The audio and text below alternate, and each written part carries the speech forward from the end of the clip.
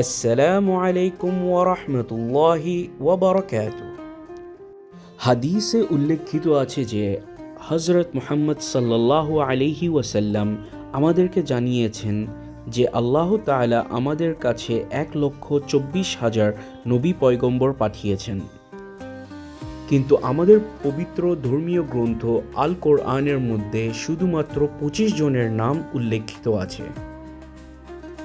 আজকের ভিডিওতে আমরা জানার চেষ্টা করব এই 25 জন কারা ছিলেন এবং আজকের দিন হিসেবে তাদের ভৌগোলিক অবস্থান কী ছিল।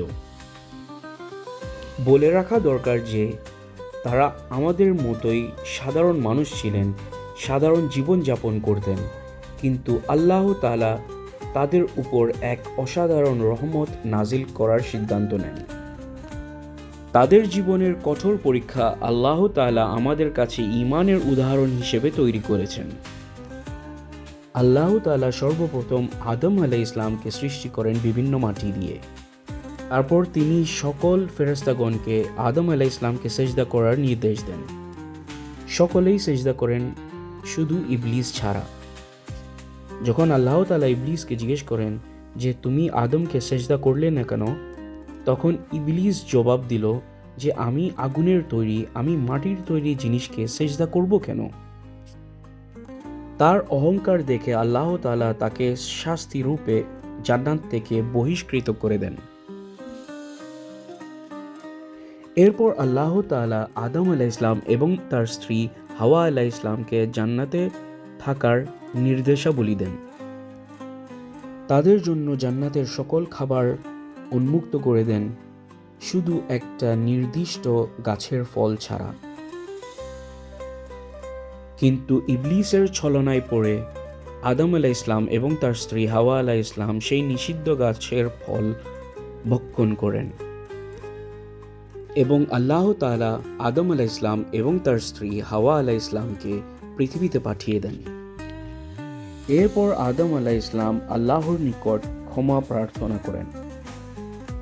আল্লাহ তাআলা আদম আলাইহিস সালাম এবং তার স্ত্রী হাওয়া আলাইহিস সালামকে ক্ষমা করে দেন এবং তাদেরকে উত্তরসূরির মাধ্যমে বিভিন্ন রকমের পরীক্ষায় পরীক্ষিত করেন। এরপর আল্লাহ তাআলা আদম আলাইহিস সালামের পঞ্চম বংশধর ইদ্রিস আলাইহিস সালামকে প্রেরণ করেন। পবিত্র কোরআনের অনুযায়ী তার বিশেষ কিছু গুণ ছিল। তিনি আসার পূর্বে মানুষ বিভিন্ন পাতার তৈরি কাপড় পরত। তিনি আসার পর মানুষ সেলাই করা কাপড় তৈরি করতে শেখেন। তিনি প্রায় 72টি ভাষা জানতেন এবং মানুষকে বিভিন্ন ভাষায় ইসলামের দাওয়াত দেওয়া শুরু করেন। তিনি ছিলেন সেই ব্যক্তি যিনি প্রথম কলম দিয়ে লেখা শুরু করেন। তারকাদের গতিবিধি এবং আকাশের রহস্য নিয়ে বিশ্লেষণ করার কারণে তাকে জ্ঞান ও শিল্পের নবী বলা হয়। কোরআনের সূরা মারিয়ামের 56 এবং 57তম আয়াতে আল্লাহ তাআলা বলেছেন, আমরা তাকে উচ্চ মর্যাদার স্থানে উত্তীর্ণ করেছি। আল্লাহ তাআলা ইদ্রিস আলাইহিস সালামের সম্মানে তাকে পৃথিবীতে মৃত্যু দেননি এবং তাকে চতুর্থ আসমানে উঠিয়ে নিয়ে গেছেন। বর্তমান ভৌগোলিক অবস্থান হিসেবে আল্লাহ তাআলা ইদ্রিস আলাইহিস সালামকে ইরাকের শহর বাবিলনে প্রেরণ করেছিলেন। ইদ্রিস আলাইহিস সালামের পর আল্লাহ তাআলা নূহ আলাইহিস সালামকে প্রেরণ করেন। তাকে পাঠানো হয় ইরাকের মৌসুল নামক এক শহরে। যেই জাতির কাছে নূহ আলাইহিস সালামকে পাঠানো হয় তারা ছিলেন মূর্তি পূজক। নূহ আলাইহিস সালাম 50 বছর বয়সে নবুয়ত লাভ করেন। তিনি প্রায় 950 বছর তার জাতিকে ইসলামের দাওয়াত দেন, কিন্তু দুঃখের বিষয় হলো যে খুব কম সংখ্যক মানুষ ইসলামের পথে আসেন, কিন্তু বেশিরভাগ মানুষই তাকে অবজ্ঞা করে অত্যাচার করতেন। তিনি যখন নিশ্চিত হলেন যে তার জাতির মধ্যে আর কখনো কেউ ঈমান আনবেন না, তিনি আল্লাহ তাআলার কাছে দোয়া করলেন। তখন আল্লাহ তাআলা তাকে জানালেন একটি মহাপ্লাবন আসবে। নূহ আলাইহিস সালাম তখন আল্লাহর আদেশে একটি বড় নৌকা তৈরি করলেন। তিনি সকল ঈমানদারদের এবং প্রতিটি প্রাণীর এক জোড়া করে তার নৌকাতে আশ্রয় দেন। এরপর আসলো মহাপ্লাবন। আসমান তার সর্বোচ্চ দিয়ে বর্ষণ করতে লাগলো এবং জমিন তার বুক ফেটে প্লাবন তৈরি করতে লাগলো। এই প্লাবন প্রায় 6 মাস পর্যন্ত স্থায়ী ছিল। এই প্লাবনে সমস্ত মানব জাতি এবং জীব ধ্বংস হয়ে যায়। দুঃখক্রমভাবে নূহ আলাইহিস সালামের একজন পুত্র মারা যায়। নূহ আলাইহিস সালামের বাকি 3 পুত্র থেকে মানব জাতির বিস্তার আবার পুনরায় ঘটে। তাই নূহ আলাইহিস সালামকে দ্বিতীয় আদম বলে গণনা করা হয়। নূহ আলাইহিস সালামের পর আল্লাহ তাআলা হুদ আলাইহিস সালামকে পাঠান। নূহ আলাইহিস সালামের পর বহু প্রজন্ম কেটে যায় এবং মানব জাতি আবার মূর্তি পূজোয় লিপ্ত হয়। হুদ আলাইহিস সালামকে আল্লাহ তাআলা ইয়ামানের হাদরামৌত নামের এক স্থানে প্রেরণ করেন। হুদ আলাইহিস সালামকে আল্লাহ তাআলা যেই জাতির কাছে পাঠান সেই জাতির নাম ছিল আদ। এই আদ জাতির নাম কোরআনেও এসেছে। আদ জাতি ছিল শারীরিকভাবে শক্তিশালী এবং প্রভাবশালী, যার কারণে তারা বড় বড় স্থাপনা তৈরি করত এবং কুফরি কাজে লিপ্ত ছিল।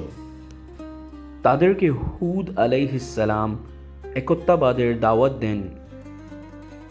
তারা তাকে উপহাস করে বলল, তুমি তো আমাদের মতোই মানুষ।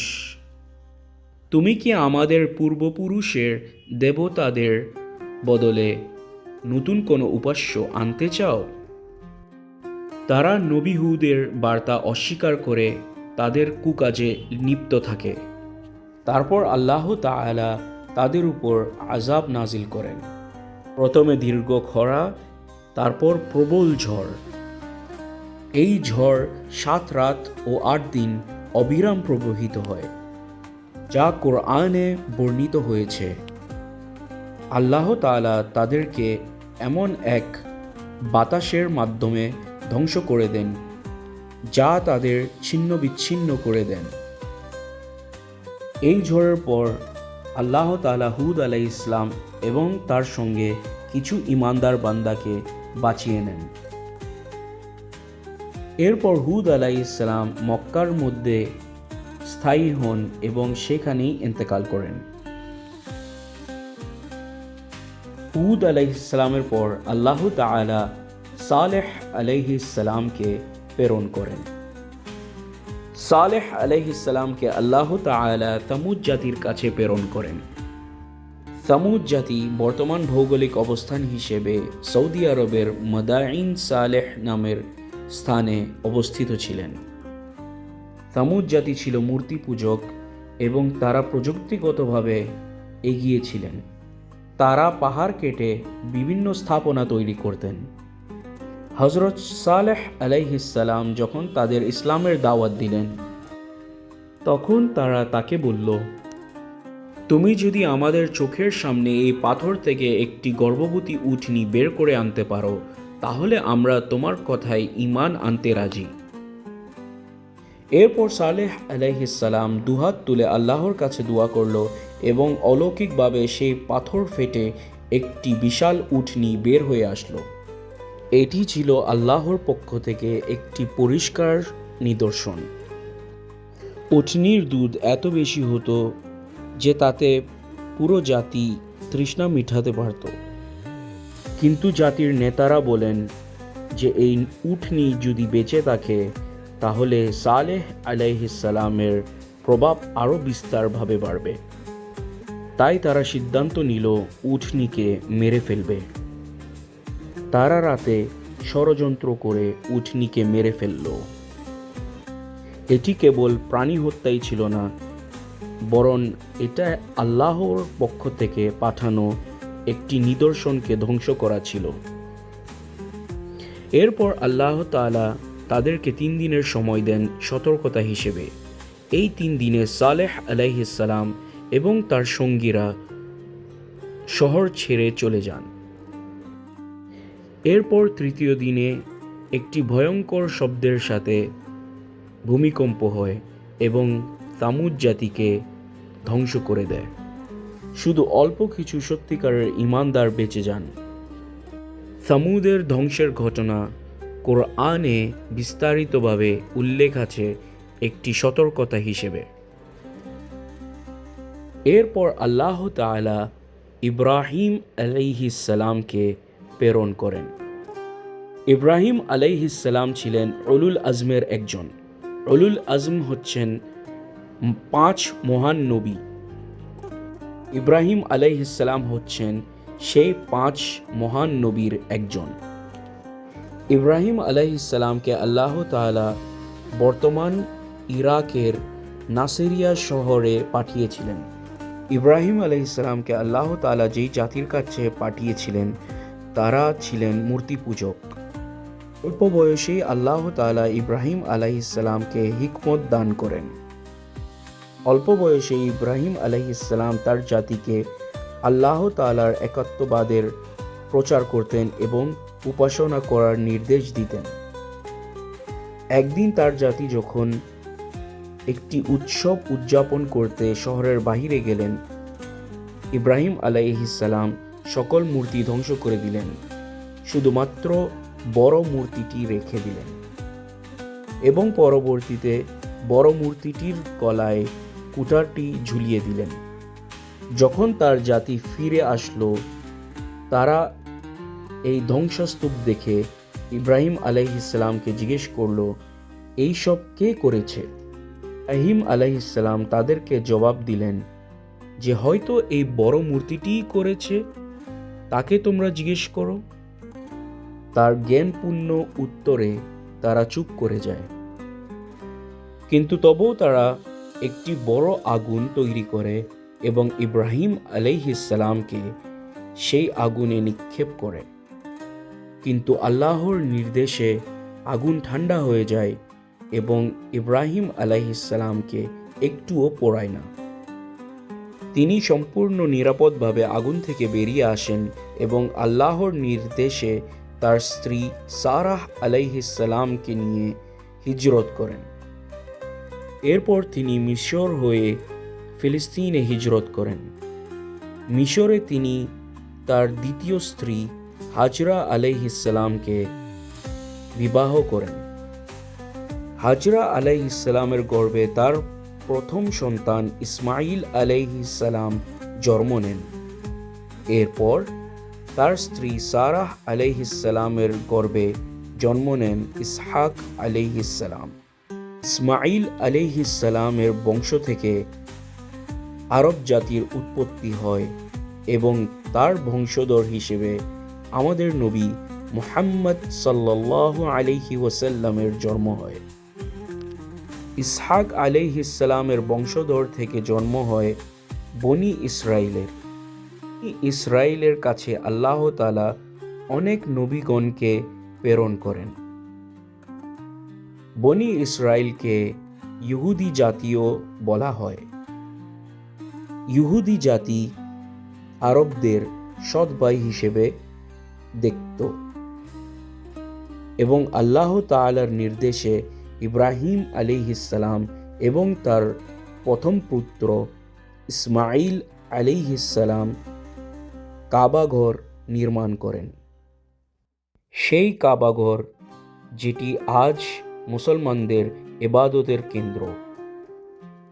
ইব্রাহিম আলাইহিস সালাম এবং তার পুত্র ইসমাইল আলাইহিস সালাম কাবাঘরকে কেন্দ্র করে হজ পালন করেন এবং মানুষকে হজের শিক্ষা দেন।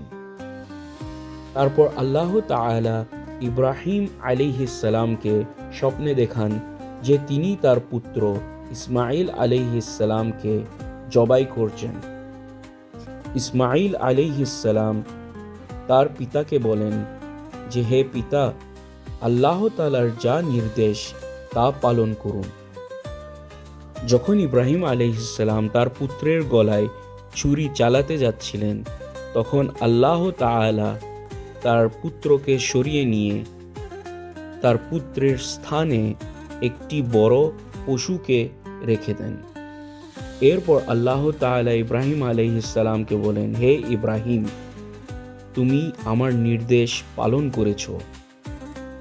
আল্লাহ তাআলার এই নির্দেশনা আজও মুসলমানগণ সারা পৃথিবীতে পালন করে থাকেন। এই নির্দেশনাকে সারা পৃথিবীর মুসলমানগণ ঈদ উল আদহা হিসেবে পালন করে থাকেন। ইব্রাহিম আলাইহিসসালাম জেরুজালেমে ইন্তেকাল করেন। ইব্রাহিম আলাইহিসসালামকে বলা হয় খলিলুল্লাহ, আল্লাহর বৃহৎ বন্ধু। ইব্রাহিম আলাইহিসসালামের একই সময় আল্লাহ তাআলা আরেকটি নবী প্রেরণ করেন, ইব্রাহিম আলাইহিসসালামের ভাতিজা লূত আলাইহিসসালামকে। লূত আলাইহিসসালামকে আল্লাহ তাআলা অন্য একটি জাতির কাছে পাঠান, যেই জাতি হোমোসেক্সুয়ালিটিতে সংযুক্ত ছিল এবং মূর্তি পুজোতে সংযুক্ত ছিল। লূত আলাইহিসসালামকে যেই জাতির কাছে পাঠানো হয় সেই জাতির নাম ছিল সোদম। সেই জাতি আজ বর্তমান ভৌগোলিক অবস্থান হিসেবে এই এলাকা আজকে জর্ডান এবং মৃত সাগরের কাছাকাছি অবস্থিত। লূত আলাইহিসসালামের জাতি শুধুমাত্র ব্যক্তিগত পাপে লিপ্ত ছিলেন না, তারা এই পাপ জোর করে অন্যদের উপর চাপিয়ে দিতেন। তারা সমকামিতা করতেন এবং যৌন নির্যাতন করতেন। তারা পথচারীর পথ আটকাতেন এবং তাদের উপর যৌন নির্যাতন করতেন। এই পাপ তাদের আগে এই পৃথিবীতে কেউ করেননি। একদিন 3 সুদর্শন পুরুষ লূত আলাইহিসসালামের মেহমান হয়ে আসেন। এই খবর যখন লূত আলাইহিসসালামের শহরে ছড়িয়ে যায়, তারা যৌন নির্যাতন করার জন্য লূত আলাইহিসসালামের ঘরের দিকে এগিয়ে আসেন। কিন্তু তারা জানতেন না যে এই 3 সুদর্শন পুরুষ আসলে মানুষ নয় এবং মানুষ রূপে ফেরেশতা। এই 3 ফেরেশতা লূত আলাইহিসসালামকে বলেন যে রাতের মধ্যে শহর ত্যাগ করতে, কারণ আল্লাহর তরফ থেকে এই জাতির জন্য একটি আযাব আসছে। লূত আলাইহিসসালাম এবং তার অনুসারীরা রাতের মধ্যেই শহর ত্যাগ করেন। এরপর আল্লাহ তাআলা একটি জ্বলন্ত পাথরের বর্ষণের মাধ্যমে এই সদম জাতির নিরাশ করেন। এরপর আল্লাহ তাআলা প্রেরণ করেন ইসমাঈল আলাইহিসসালামকে। ইসমাঈল আলাইহিসসালাম হযরত মুহাম্মদ সাল্লাল্লাহু আলাইহি ওয়াসাল্লামের পূর্বপুরুষ ছিলেন এবং তার মা ছিলেন হাজেরা আলাইহিসসালাম। ইব্রাহিম আলাইহিসসালাম হাজেরা আলাইহিসসালাম এবং তার পুত্রকে মক্কাতে আল্লাহর নির্দেশে রেখে চলে যান। এরপর যখন হাজেরা আলাইহিসসালাম পানির খোঁজে সাফা ও মারওয়া পাহাড়ের মাঝখানে দৌড়াচ্ছিলেন, অলৌকিকভাবে মাটি থেকে জমজমের পানি বের হওয়া শুরু হয়। এই পানি দেখে আরবদের এক জাতি জুরহুম নামের মক্কাতে বসতি গড়ে তোলেন। আল্লাহ তাআলা ইসমাঈল আলাইহিসসালামকে এই জুরহুমের কাছেই নবী বানিয়ে প্রেরণ করেন। তিনি তাদের আল্লাহর ধর্মের শিক্ষা দেন এবং মানুষকে নামাজ ও যাকাত দেওয়ার নির্দেশনা দেন। তার ছিল অসাধারণ তীরন্দাজি এবং ঘোড়সাওয়ারির শিক্ষা। হাদিসে উল্লেখিত আছে যে ইসমাঈল আলাইহিসসালাম আরব ভাষাকে পুনরায় উজ্জীবিত করেন এবং প্রতিষ্ঠিত করেন। তার অলৌকিক নির্দেশনার মধ্যে ছিল কাঁটাযুক্ত গাছে ফল ফলানো এবং ভেড়াগুলোকে দুধ দেওয়ানো। তিনি মক্কাতেই ইন্তেকাল করেন এবং কাবা শরীফের পাশে নিজের এলাকায় সমাহিত হন। আজকের পর্বের জন্য এতটুকুই। আমার ভিডিও যদি পছন্দ করে থাকেন তাহলে লাইক এবং সাবস্ক্রাইব করে যাবেন। এই ভিডিও আপনাদের কেমন লেগেছে তা কমেন্টে জানাবেন। আসসালামু আলাইকুম ওয়া রাহমাতুল্লাহ।